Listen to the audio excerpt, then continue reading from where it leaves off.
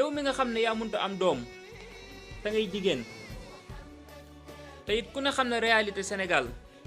jigéen ñi coono yi nga xam ne ñu ngi koy dund ci seen biir néegi sëy yi